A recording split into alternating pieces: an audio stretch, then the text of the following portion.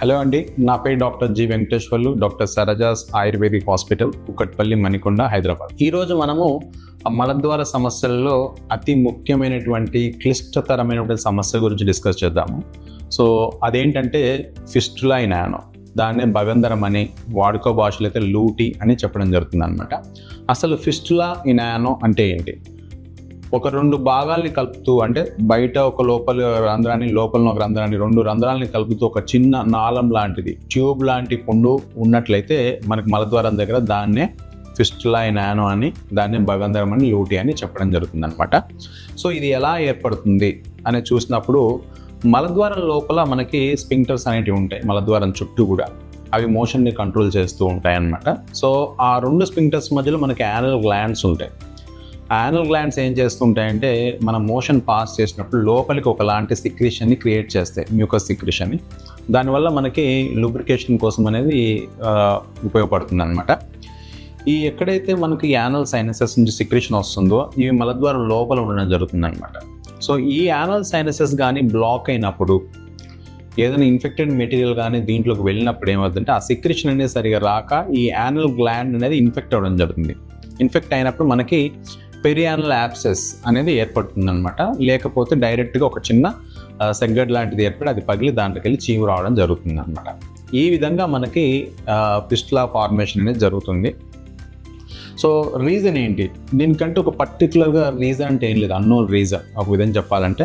కాకపోతే కొంచెం పేషెంట్స్కి ఈ ఫిషర్ ఉన్న వాళ్ళు కానీ, పైల్స్ ఉన్న వాళ్ళు కానీ ఈజీగా మనకి ఫిస్టులా ఫామ్ అయ్యే ఛాన్స్ ఎక్కువగా ఉంటుంది అనమాట. సో లక్షణాలు ఎలా ఉంటాయి? ముఖ్యమైన లక్షణం వచ్చేసేసి పేషెంట్ ఏం చెప్తారంటే, మలద్వారం బయట ఒక చిన్న కురుపు అనేది ఏర్పడ్డది, ఆ కురుపు అప్పుడప్పుడు పగులుతుంది సార్, దాంట్లోకి వెళ్ళి చీము రావడం అనేది జరుగుతుంది అనేది ముఖ్యమైన లక్షణంగా చెప్తారు. దాంతోపాటు ఆ చీము గడ్డ పగిలేటప్పుడు ఏమవుతుందంటే పేషెంట్ కొంచెం పెయిన్ ఉంటుంది. కొన్నిసార్లు దాంట్లో బాగా చీము ఎక్కువ ఉన్నప్పుడు ఏంటంటే పేషెంట్కి ఫీవర్ కూడా రావడం జరుగుతుంది అనమాట, వాపు రావడం అనేది జరుగుతుంది. అదే కాకుండా కొన్నిసార్లు లోపల ఉన్న రంధ్రం, అంటే మలద్వారం లోపల అండ్ మలద్వారం బయట ఈ రెండు రంధ్రాలు ఉంటాయి కాబట్టి ఫిస్టులాస్కి, ఒక్కసారి ఏంటంటే పేషెంట్కి మలద్వారం బయట ఉన్నటువంటి రంధ్రం నుంచి కూడా పేషెంట్కి చీమ్ లాంటిది రావడంతో పాటు దాంతోపాటు గ్యాస్ పాస్ అవ్వడం, ఒక్కోసారి మోషన్ కూడా మనకి ఆ బయట ఉన్నటువంటి ఫిస్టులా ఎక్స్టర్నల్ ఓపెనింగ్ నుంచి కూడా మనకి రావడం అనేది జరుగుతుంది అనమాట. ఈ విధంగా పేషెంట్కి ముఖ్యమైన లక్షణంగా మనకి ఫిస్టులాలో కనిపిస్తూ ఉంటుంది. వీటిల్లో డయాగ్నోస్ ఎలా చేస్తారు?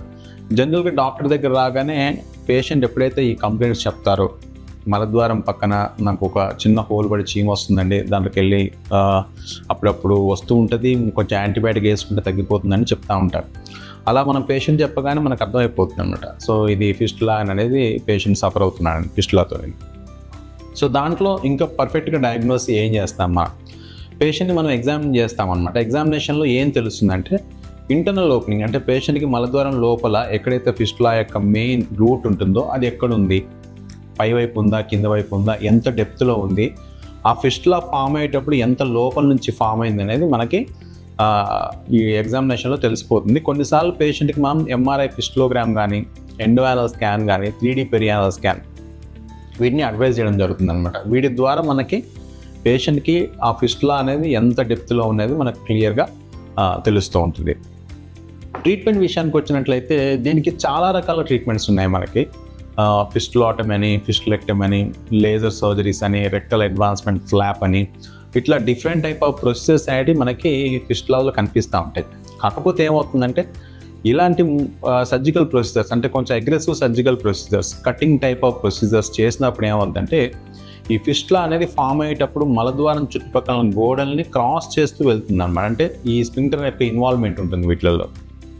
అలా ఉన్నప్పుడు ఏమైందంటే, ఏదైనా ఓపెన్ ప్రొసీజర్ చేసినప్పుడు పేషెంట్ కానీ ఎక్స్టర్నల్ స్పింక్టర్ యొక్క ఇన్వాల్వ్మెంట్ ఉన్నట్లయితే, ఓపెన్ సర్జరీ చేసినప్పుడు, అంటే ఫిస్టులాటమీ కానీ ఫిస్టులెక్టమీ కానీ చేసినప్పుడు కొంచెము మోషన్ని ఎక్కువసేపు ఆపుకోలేని పరిస్థితి వచ్చే అవకాశం ఉంటుంది అనమాట. అంటే మలద్వారం చుట్టుపక్కల గోడలు కొంచెం వదులవుతాయి కాబట్టి పేషెంట్కి ఎక్కువసార్లు మోషన్ వెళ్ళాలనిపించడము, దగ్గినప్పుడు కానీ మోషన్ లీక్ అవడము, లేదు ఎక్కువసేపు ఆపుకోలేకపోవడం అనేటువంటివి ఈ పోస్ట్ సర్జరీలో కనిపించే అవకాశం ఉంటుంది. అందుకే మనం ఏం చేస్తామంటే, మన ఆయుర్వేదిక్లో క్షారసూత్ర విధానం అనేది ఉంటుందన్నమాట. అది ఓల్డ్ ప్రొసీజర్. ఒక మెడికేటెడ్ థ్రెడ్ ఉంటుంది, అంటే ఒక థ్రెడ్ పైన ఒక మెడిసిన్ ఉంటుంది. ఒక ఆయుర్వేదిక్ మెడిసిన్ ఉంటుంది. It's alkaline material. సో ఇది మనము ఫిస్టులాలోకి ప్లేస్ చేయడం జరుగుతుంది అనమాట. సో చేసి మనం దీన్ని వీక్లీ వన్స్ చేంజ్ చేస్తూ ఉంటాం. ఇలా చేంజ్ చేసినప్పుడు ఏమవుతుందంటే ఈ ఫిస్టులా యొక్క చుట్టుపక్కల కండరాలని స్లోగా ఈ ఏదైతే క్షారసూత్రం ఉంటుందో ఆ క్షారసూత్రం అనేది నెమ్మదిగా దాన్ని కట్ చేసుకుంటూ బయటికి రావడం జరుగుతుంది. వెనక నుంచి మానిపోవడం కూడా జరుగుతుంది ఎట్ ఎ టైం. దీనివల్ల ఏంటంటే పేషెంట్కి ఇందాక చెప్పినట్టుగా మోషన్ కంట్రోల్ లేకపోవడం కానీ అట్లాంటి ఇష్యూస్ ఏమీ ఉండవు. అండ్ రికరెన్స్ రేట్ అనేది ఆల్మోస్ట్ మనకు చెప్పాలంటే ఒక 1 to 2% మనకు మళ్ళీ వచ్చే అవకాశం ఉంటుంది తప్ప జనరల్గా 97 to 98% పేషెంట్కి ఎలాంటి రికరెన్స్ లేకుండా ఎలాంటి కాంప్లికేషన్స్ లేకుండా చేయొచ్చు. ఇంకోటి ఏంటంటే ఈ ప్రొసీజర్కి స్పైనల్ అనస్థీషియా తీసుకోవడము జనరల్ అనస్థీషియాలో అవసరం లేదు. సింపుల్గా లోకల్ అనస్థీషియాలో అంతవరకే చిన్న బ్లాక్ ఇచ్చి పేషెంట్కి ఒక 20 to 30 minutes మనం ప్రొసీజర్ చేయొచ్చు. ఆదురు డిశ్చార్జ్ చేయొచ్చు, పేషెంట్ వెళ్ళిపోవచ్చు, వాళ్ళ యాక్టివిటీస్ చేయొచ్చు.